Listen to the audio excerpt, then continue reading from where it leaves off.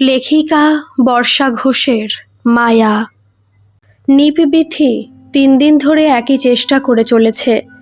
প্রতিদিন রাত গভীর হলে নিঃশব্দে ছাদে উঠে আসে।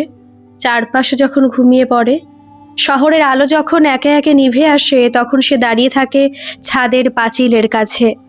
কিন্তু শেষ মুহূর্তে এসে কিছুতেই পারছে না। আজও আধ ঘন্টার বেশি সময় ধরে ছাদে দাঁড়িয়ে আছে সে। বুকের ভিতরটা ভার হয়ে আছে, চোখের সামনে অন্ধকার, অথচ তার মনের ভিতরের অন্ধকার যেন তার থেকেও গাঢ়। নিচের ঘরে 4 বছরের টিনটিন ঘুমিয়ে আছে। ছেলেটা ঘুমের মধ্যেও মাঝে মাঝে মাকে খোঁজে। রোজ রাতে মায়ের মুখে গল্প না শুনলে তার ঘুম আসে না। রূপকথার রাজপুত্র, পরী, রাজা রানীর গল্প শুনতে শুনতেই কখন যে তার চোখের পাতায় ঘুম নেমে আসে সে নিজেও জানে না।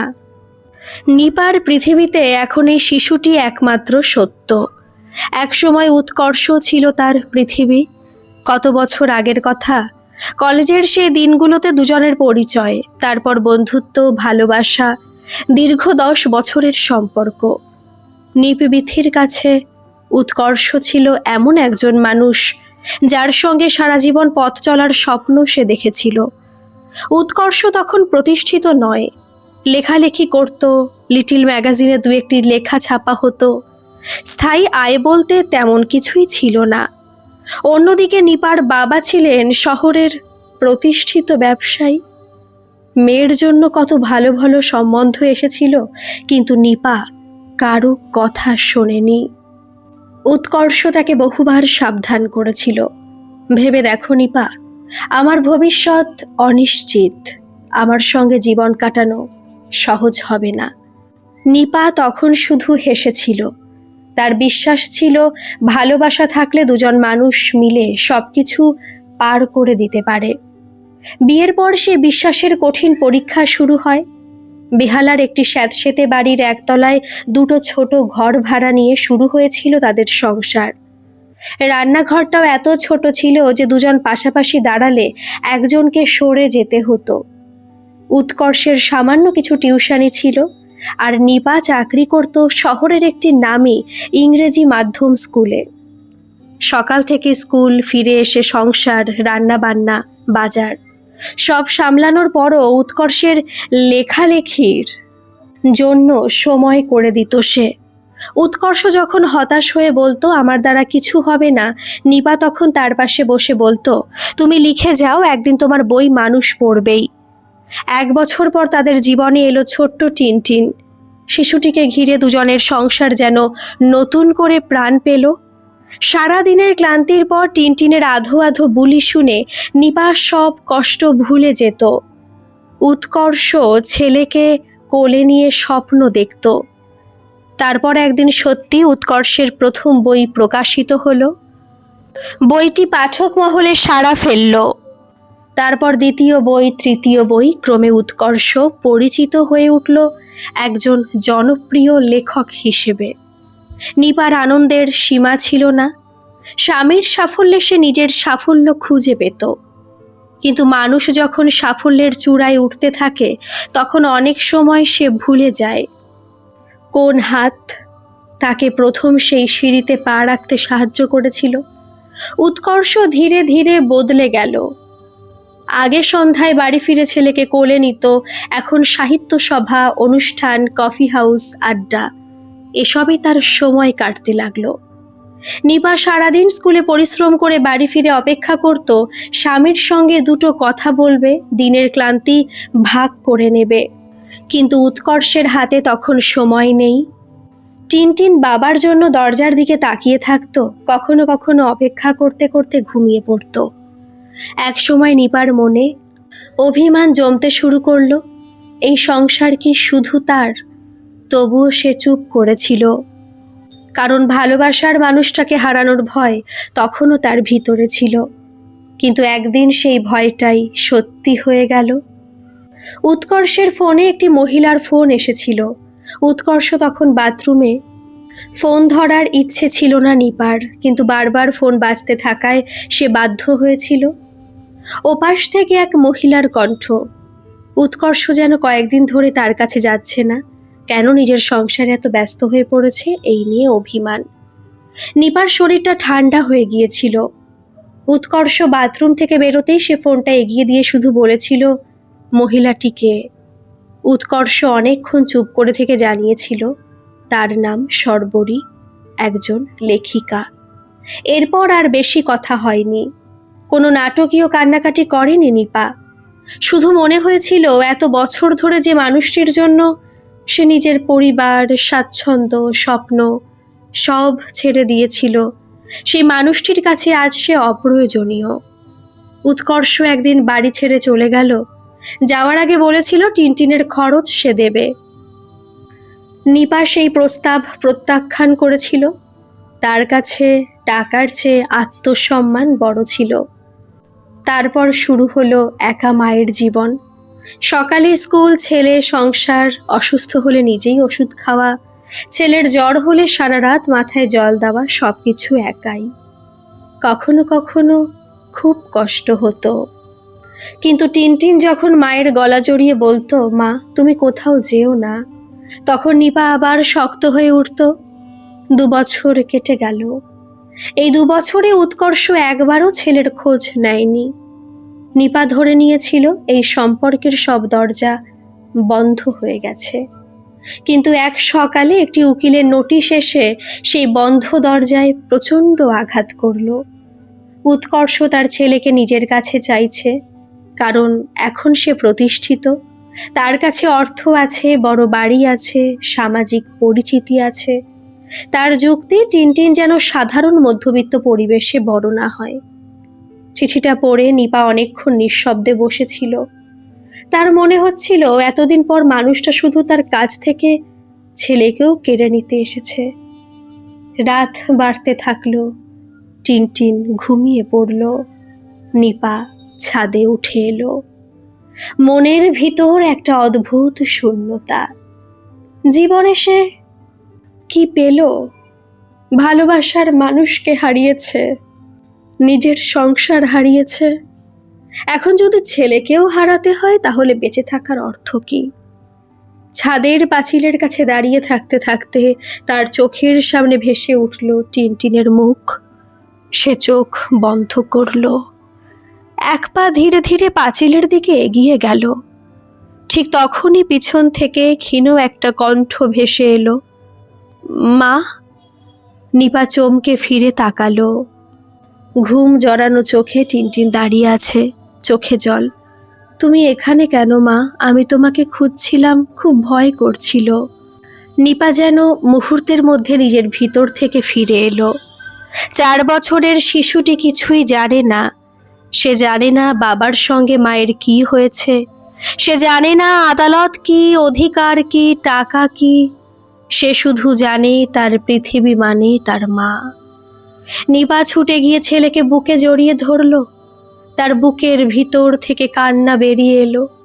সে বুঝতে পারল এতক্ষণ সে নিজের কষ্টটাই দেখছিল, অথচ এই শিশুটির কষ্টের কথা ভাবেনি। মা চলে গেলে এই শিশুটি কোথায় যাবে? কে তাকে রাতে গল্প শোনাবে? কে তার জ্বরের রাতে মাথায় হাত রাখবে? কে তাকে ভয় পেলে বুকের মধ্যে লুকিয়ে রাখবে? নিপা ছেলেকে আরো শক্ত করে জড়িয়ে ধরল। সেই মুহূর্তে তার মনে হলো সে একা নয়, তার কাছে 7 রাজার ধন আছে, তার সন্তান আছে। ঘরে ফিরে এসে নিপা উৎকর্ষের উদ্দেশ্যে লেখা চিঠিটা ছিঁড়ে ফেলল। না, সে আর পালাবে না। প্রয়োজনে আদালতে যাবে, প্রয়োজন হলে লড়াই করবে। নিজের চাকরি, নিজের উপার্জন, নিজের আত্মসম্মান সবকিছুকে শক্ত করে আঁকড়ে ধরে ছেলেকে মানুষ করবে। টাকা দিয়ে মায়ের জায়গা কেনা যায় না, বড় বাড়ি দিয়ে শৈশবে নিরাপত্তা কেনা যায় না। একজন বাবা কাগজে কলমে সন্তানের অধিকার দাবি করতে পারেন, কিন্তু সন্তানের প্রতিটি কান্নার রাত, প্রতিটি অসুখের দিন, প্রতিটি ভয়ের মুহূর্তে যে মা পাশে থেকেছে, সেই মায়ের মায়া কোনো আদালতের কাগজে মাপা যায় না। টিনটিন মায়ের বুকের কাছে মুখ লুকিয়ে ঘুমিয়ে পড়েছিল। নিপা তার মাথায় হাত বুলিয়ে দিল। জানলার বাইরে তখন ভোরের আলো ফুটছে। রাতের কালো আকাশ ধীরে ধীরে লাল হয়ে উঠছে। নিপা জানে সামনে কঠিন পথ। লড়াই আছে, অপমান আছে, অনিশ্চয়তা আছে। তবু আজ তার ভয় করছে না, কারণ যে নারী একদিন ভালোবাসার জন্য নিজের সব কিছু ছেড়ে দিতে পেরেছিল, সেই নারী তার সন্তানের জন্য পৃথিবীর সঙ্গেও লড়তে পারবে। টিনটিনের কপালে চুমু খেয়ে নিপা মনে মনে বলল, তুই আমার দুর্বলতা নোস, তুই আমার শক্তি। নতুন দিনের আলোয় নিপা জানলার পর্দা সরিয়ে দিল। অনেক দিন পর তার মনে হলো জীবনটা এখনো শেষ হয়ে যায়নি। কিছু সম্পর্ক ভেঙে যায়, কিছু স্বপ্ন মরে যায়, কিছু মানুষ বিশ্বাসঘাতকতা করে চলে যায়। কিন্তু একজন মায়ের বুকের মধ্যে যে মায়া জন্ম নেয়, তাকে কোনো বিচ্ছেদ, কোনো অপমান, কোনো আদালতের নোটিশ শেষ করতে পারে না। সেই মায়াই তাকে আবার বাঁচতে শেখায়। আর সেই ভোর থেকেই নিপবিথির জীবনে শুরু হলো এক নতুন অধ্যায়। হারিয়ে যাওয়া একজন স্ত্রীর নয়, নিজের সন্তানের জন্য লড়াই করতে শেখা একজন মায়ের গল্প। পরদিন সকালটা অন্য সব সকালের মতোই শুরু হয়েছিল, কিন্তু নিপবিথির কাছে যেন পৃথিবীটা বদলে গিয়েছিল। রাতের সেই ঘটনা কাউকে জানায়নি সে। টিনটিনকে পাশে নিয়ে যে কয়েকটা ঘন্টা ঘুমিয়েছিল, সেটুকুও যেন ঘুম নয়, অচেতন হয়ে পড়ে থাকা। ভোরে ঘুম ভাঙতেই প্রথম ছেলের মুখের দিকে তাকিয়েছিল। টিনটিন তখনও ঘুমিয়ে, ছোট্ট দুটো হাত মুঠো করে বুকের কাছে রাখা, মুখে নিষ্পাপ শান্তি। নিপা ছেলের কপালে হাত রাখল, মনে মনে বলল, তুই না থাকলে আমি সত্যি হেরে যেতাম রে। তারপর বিছানা ছেড়ে উঠে পড়ল। আজ স্কুলে যেতে হবে, টিফিন তৈরি করতে হবে, ছেলেকে খাওয়াতে হবে, নিজের জন্য কিছু বানাতে হবে। জীবন কারো কষ্টের জন্য থেমে থাকে না।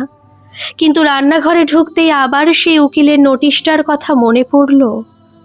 উৎকর্ষ সত্যি কি টিনটিনকে তার কাছ থেকে নিয়ে যেতে পারবে?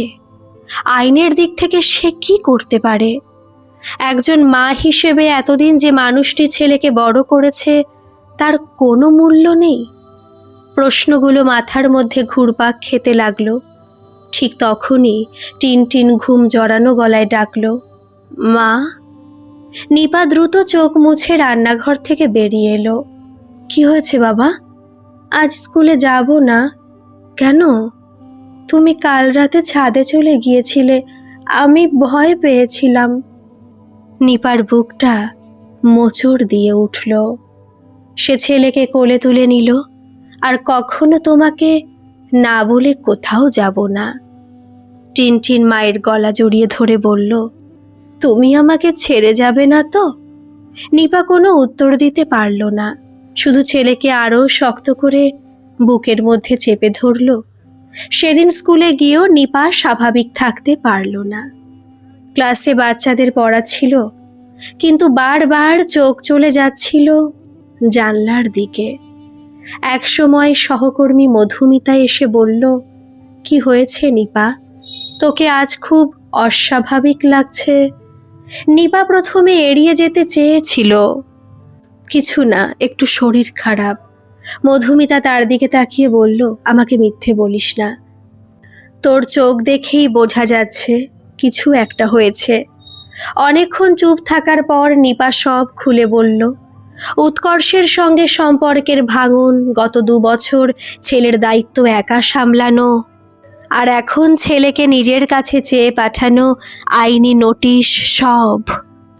মধুমিতা দীর্ঘশ্বাস ফেলল। তুই কি কোনো আইনজীবীর সঙ্গে কথা বলেছিস? না। তাহলে আর দেরি করিস না, আবেগ দিয়ে এই লড়াইটা জেতা যাবে না, তোকে শক্ত হতে হবে। নিপা নিচু গলায় বলল, আমি টাকার দিক থেকে ওর সঙ্গে পারবো না মধু। টাকার লড়াই নয়, তুই প্রমাণ করবি এতদিন তুই কিভাবে ছেলেকে মানুষ করেছিস।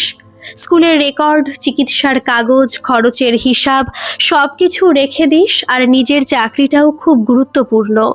আর তাছাড়া তুই তো একজন মা, তোর কাছ থেকে তোর ছেলেকে কেড়ে নেওয়া এতটা সহজ নয়। নিপা চুপ করে শুনছিল।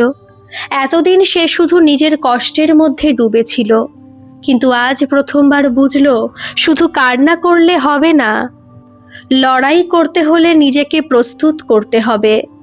সন্ধ্যায় বাড়ি ফিরে নিপা পুরনো আলমারি খুলল, এক এক করে কাগজপত্র বের করতে লাগলো। টিনটিনের জন্মের হাসপাতালের কাগজ, টিকাকরণের কার্ড, স্কুলে ভর্তির ফর্ম, স্কুলের ফি জমা দেওয়ার রসিদ, ডাক্তারের প্রেসক্রিপশন, ওষুধের বিল, সব কিছুতেই কোথাও না কোথাও তার নাম। কাগজগুলো সাজাতে সাজাতে হঠাৎ একটি পুরনো ছবি বেরিয়ে এলো। ছবিতে উৎকর্ষ টিনটিনকে কোলে নিয়ে দাঁড়িয়ে আছে। টিনটিন তখন মাত্র কয়েক মাসের। নিপার চোখের সামনে যেন পুরনো দিনগুলো ফিরে এলো। উৎকর্ষ তখন বলেছিল, আমাদের ছেলে বড় হয়ে আমার মতো লেখক হবে। নিপা হেসে বলেছিল, ও যা হতে চাইবে তাই হবে। কত সহজ ছিল সেই দিনগুলো। মানুষটা কি সত্যি এত বদলে যেতে পারে, নাকি সাফল্য শুধু তার ভিতরে লুকিয়ে থাকা অন্য মানুষটাকে বাইরে এনে দিয়েছিল? ছবিটা হাতে নিয়ে নিপা কিছুক্ষণ চুপ করে বসে রইল। তারপর ধীরে ধীরে ছবিটা আলমারিতে রেখে দিল। অতীতকে আঁকড়ে ধরে থাকলে বর্তমানকে সামলানো যায় না। পরদিন নিপা একজন আইনজীবীর সঙ্গে দেখা করল। আইনজীবী সব শুনে বললেন, আপনি ভয় পাবেন না, আপনার স্বামী সন্তানের হেফাজত চাইতেই পারেন, কিন্তু শুধু তিনি বেশি টাকা উপার্জন করেন বলেই সন্তান স্বয়ংক্রিয়ভাবে তার কাছে চলে যাবে এমন নয়। শিশুর সর্বোত্তম স্বার্থই সবচেয়ে গুরুত্বপূর্ণ বিষয়। নিপা একটু সাহস পেল, কিন্তু আমার ছেলে তো মাত্র 4 বছরের, সেই বিষয়টিও গুরুত্বপূর্ণ হতে পারে। তবে প্রতিটি মামলার পরিস্থিতি আলাদা। আপনার কাজ হবে তথ্য প্রমাণ দিয়ে দেখানো, আপনি কিভাবে এতদিন শিশুটির যত্ন নিয়েছেন, আপনার সঙ্গে তার সম্পর্ক কেমন, এবং আপনার কাছে তার দৈনন্দিন জীবন কতটা স্থিতিশীল। নিপা মাথা নাড়ল।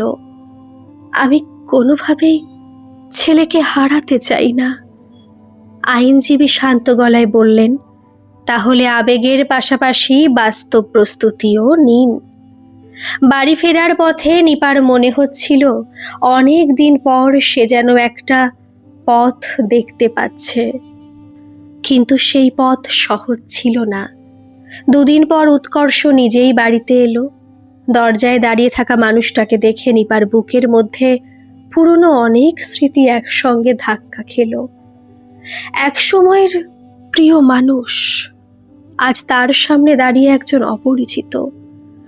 উৎকর্ষ ঘরে ঢুকে চারপাশে তাকালো। টিনটিন কোথায়? ভিতরে পড়ছে। আমি ওর সঙ্গে কথা বলতে চাই। কথা বলো। উৎকর্ষ কিছুক্ষণ চুপ করে থেকে বলল, নিপা, আমি চাই না ব্যাপারটা আদালত পর্যন্ত যাক। নিপা শান্ত গলায় বলল, তাহলে কেন নোটিশ পাঠালে? আমি মনে করি টিনটিনের আমার কাছে থাকা ভালো। কেন? আমি এখন অনেক ভালো অবস্থায় আছি, ওকে ভালো স্কুলে পড়াতে পারবো, ভালো পরিবেশ দিতে পারবো। নিপা কিছুক্ষণ তার দিকে তাকিয়ে রইল। ভালো পরিবেশ বলতে কি বোঝো উৎকর্ষ? মানে? বড় বাড়ি, দামি স্কুল, গাড়ি, বিদেশি খেলনা? উৎকর্ষ বিরক্ত হয়ে বলল, তুমি বিষয়টা আবেগ দিয়ে দেখছো, আর তুমি টাকার হিসাব দিয়ে দেখছো। দুজনেই চুপ করে গেল। নিপা ধীরে বলল, 2 বছর ধরে তুমি তোমার ছেলের সঙ্গে দেখা করনি, ওর জন্মদিনে আসনি, ও অসুস্থ হলে জানতে চাওনি, স্কুলে কি পড়ে, কি খেতে ভালোবাসে, রাতে কিসে ভয় পায় তুমি জানো? উৎকর্ষ কোনো উত্তর দিল না। তুমি জানো ও রাতে ঘুমানোর আগে গল্প শুনতে চায়? চুপ। জানো ও অন্ধকারে একা থাকতে পারে না? চুপ। যেন জ্বর হলেও আমার হাত ধরে ঘুমায়। উৎকর্ষ এবার নিচু গলায় বলল, আমি ভুল করেছি। নিপা থমকে গেল। এই প্রথম উৎকর্ষ নিজের ভুল স্বীকার করল, কিন্তু তার পরের কথাটায় নিপার সমস্ত নরম হয়ে আসা মনকে আবার শক্ত করে দিল। তবু আমি আমার ছেলেকে চাই। নিপা বলল, ছেলেকে চাইছো নাকি নিজের সামাজিক অবস্থান অনুযায়ী একজন সন্তান চাইছো? উৎকর্ষ মুখ তুলে তাকালো। তুমি আমাকে অপমান করছো? না, আমি শুধু সত্যিটা জানতে চাইছি। ঠিক তখনই পাশের ঘর থেকে টিনটিন বেরিয়ে এলো।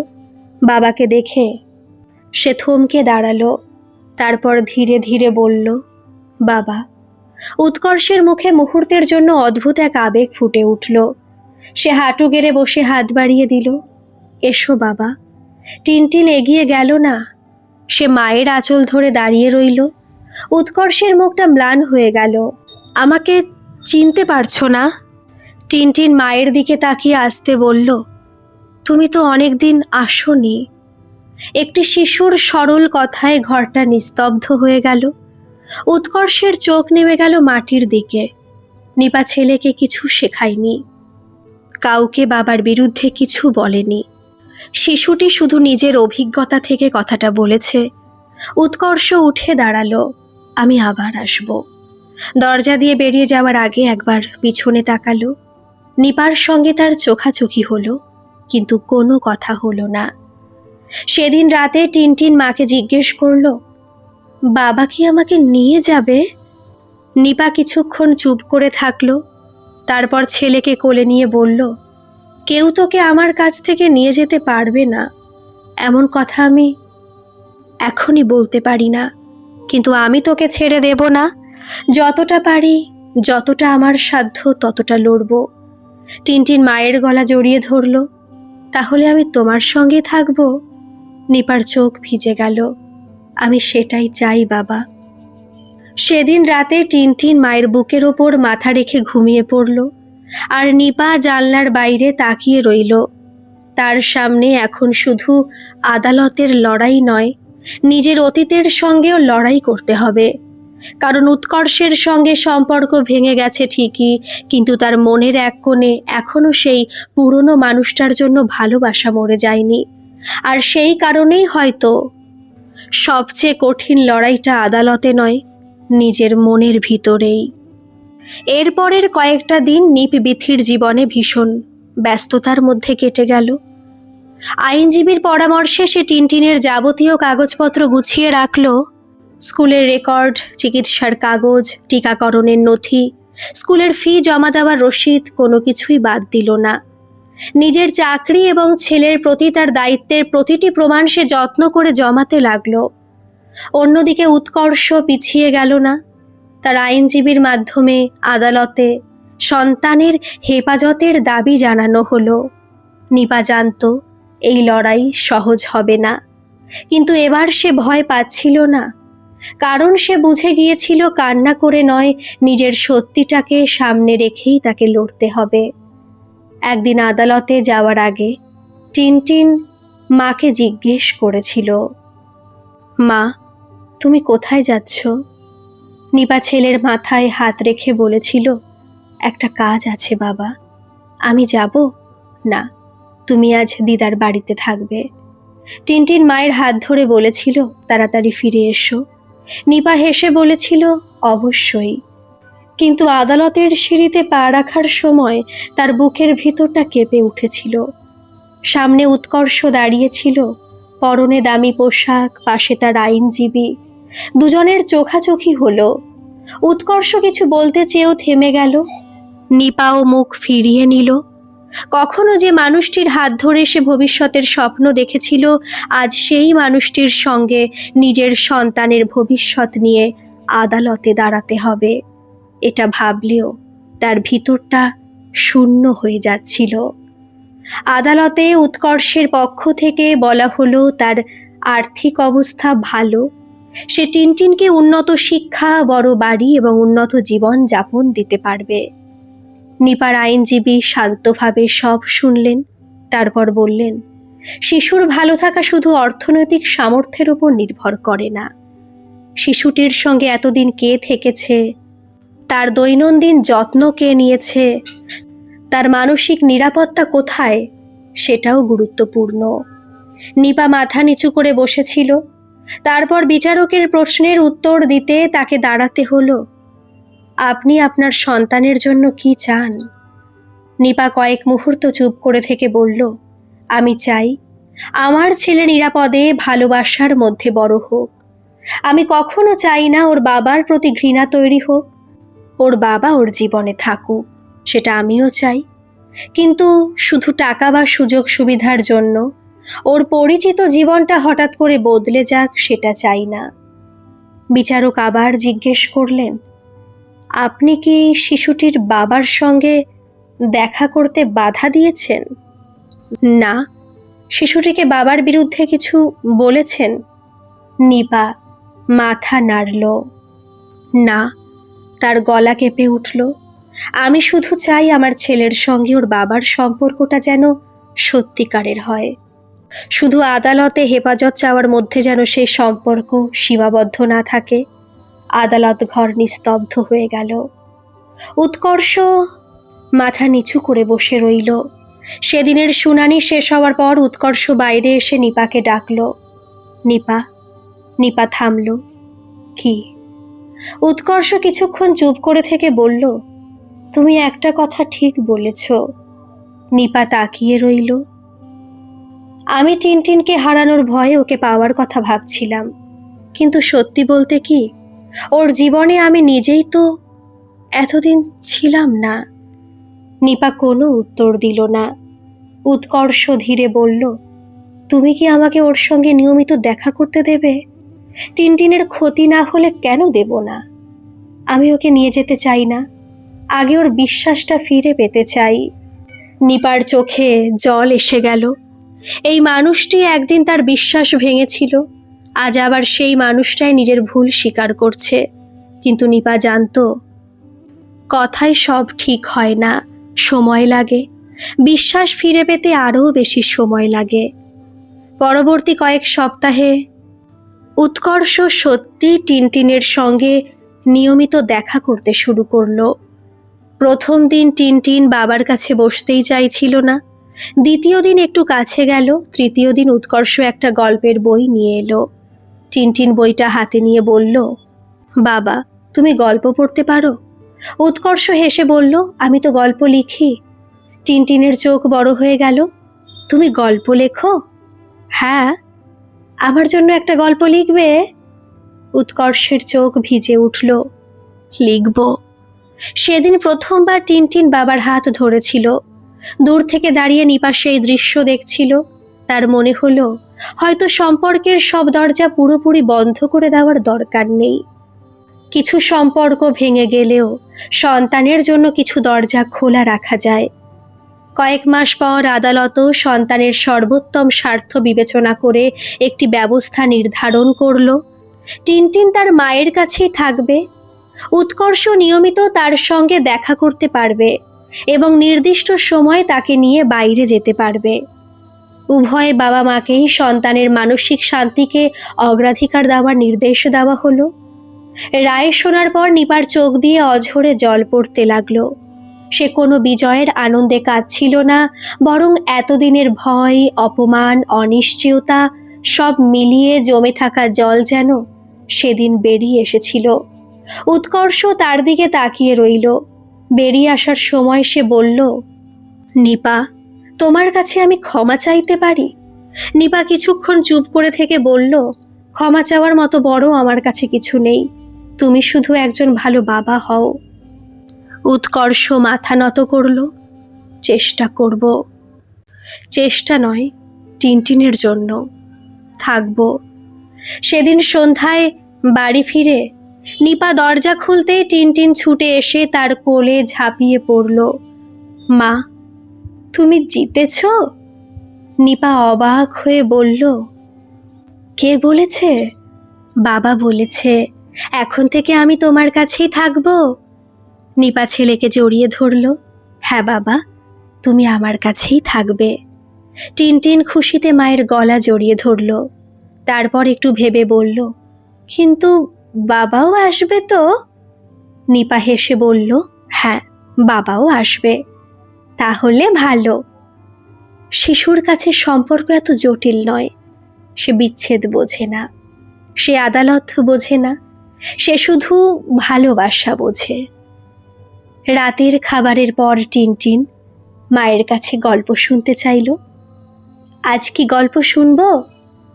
নিপা ছেলের পাশে শুয়ে বলল, একটা মায়ের গল্প শুনবি? হ্যাঁ। এক ছিল এক মা। সে খুব ভয় পেয়েছিল, ভেবেছিল তার সব কিছু হারিয়ে গেছে। কিন্তু একদিন সে বুঝল তার কাছে এমন একজন আছে যার জন্য তাকে আবার বাঁচতেই হবে। টিনটিন মায়ের বুকের ওপর মাথা রেখে বলল, ওই মায়ের ছেলে কি আমার মতো ছিল? নিপা হেসে ফেলল, হয়তো। আর মা কি তোমার মতো ছিল? নিপার চোখ ভিজে উঠল, হয়তো। গল্প শেষ হওয়ার আগেই টিনটিন ঘুমিয়ে পড়ল। নিপা ছেলের মুখের দিকে তাকিয়ে রইল। তার মনে পড়ল সেই রাতের কথা, যখন সে ছাদের পাঁচিলের সামনে দাঁড়িয়েছিল। মাত্র কয়েক পা দূরে ছিল অন্ধকার, আর সেই অন্ধকার থেকে তাকে ফিরিয়ে এনেছিল তার ছেলের একটি ছোট্ট ডাক, মা। সেদিন যদি টিনটিন তাকে না ডাকতো, ভাবতে নিবার শরীর শিউরে উঠল। সে ছেলের কপালে চুমু খেলো, তুই সত্যি আমার 7 রাজার ধন রে। সময়ের সঙ্গে নিপাও বদলে গেল। সে আর নিজের জীবনকে শুধু উৎকর্ষের সঙ্গে ঘটে যাওয়া ঘটনাগুলোর মাধ্যমে বিচার করত না। সে বুঝল একজন নারী শুধু কারো স্ত্রী নয়, সে নিজের পরিচয়ে বাঁচতে পারে, নিজের পায়ে দাঁড়াতে পারে, ভালোবাসতে পারে, ভুল করতে পারে, ভেঙে পড়তে পারে, আবার উঠে দাঁড়াতেও পারে। উৎকর্ষ ধীরে ধীরে টিনটিনের জীবনে ফিরে এলো। সর্বরীর সঙ্গে তার সম্পর্ক টেকেনি। একদিন উৎকর্ষ নিপাকে বলেছিল, সাফল্যের পেছনে ছুটতে গিয়ে আমি বুঝতেই পারিনি আমার জীবনের সবচেয়ে বড় মানুষটাকে হারিয়ে ফেলেছি। নিপা শান্তভাবে বলেছিল, আমাকে হারানোর জন্য তোমার আফসোস থাকতেই পারে, কিন্তু টিনটিন যেন তোমার ভুলের শাস্তি না পায়। উৎকর্ষ মাথা নেড়েছিল, আমি সেটা হতে দেব না। তাদের সম্পর্ক আর আগের জায়গায় ফিরে আসেনি। নিপাও আর সে স্বপ্ন দেখেনি। কিছু সম্পর্কের শেষ মানেই শত্রুতা নয়। কখনো কখনো দূরত্ব রেখেও মানুষ একে অপরের প্রতি সম্মানটুকু ফিরিয়ে দিতে পারে।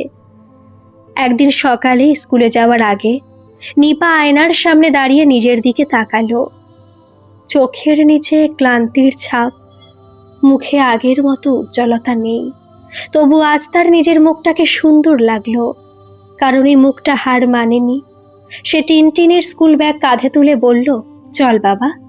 টিনটিন মায়ের হাত ধরে বলল, মা, আজ রাতে গল্প বলবে তো? অবশ্যই। নতুন গল্প? নিপা হেসে বলল, হ্যাঁ, নতুন গল্প।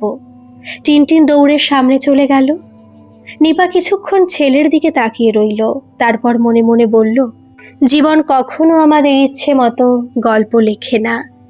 কখনো ভালোবাসা এসে সংসার গড়ে দেয়, কখনো সে ভালোবাসাই ভেঙে দিয়ে চলে যায়।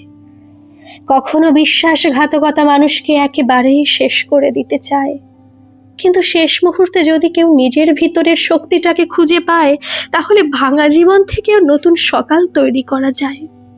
নিপা জানতো তার জীবন আর আগের মতো হবে না, কিন্তু আগের মতো না হয় যে খারাপ তা নয়। কিছু ভাঙন মানুষকে নিজের মূল্য বুঝতে শেখায়, কিছু বিচ্ছেদ মানুষকে নিজের পায়ে দাঁড়াতে শেখায়, আর কিছু মায়া মানুষকে মৃত্যুর অন্ধকার থেকেও জীবনের আলোয় ফিরিয়ে আনে। নিভৃথির জীবনে সেই মায়ার নাম টিনটিন। তার সন্তান, তার সাহস, তার বেঁচে থাকার কারণ। আর সেই দিন থেকে নিপার নিজেকে পরিত্যক্ত স্ত্রী বলে ভাবেনি। সে নিজেকে চিনেছিল একজন মা হিসেবে, যে ভেঙে পড়েছিল কিন্তু হার মানেনি, যে কেঁদেছিল কিন্তু আবার চোখের জল মুছে দাঁড়িয়েছিল। যে একদিন অন্ধকার ছাদের পাঁচিল থেকে ফিরে এসে বুঝেছিল জীবন যতই কঠিন হোক, একজন মায়ের বুকের মায়া তাকে আবার বাঁচতে শেখাতে পারে। আজকের এই গল্পটি আপনাদের কেমন লাগলো বন্ধুরা, অবশ্যই কিন্তু একটা কমেন্ট করে জানাবেন, আর ভালো লাগলে একটা সাবস্ক্রাইব করে আমার পাশে থাকবেন। ধন্যবাদ।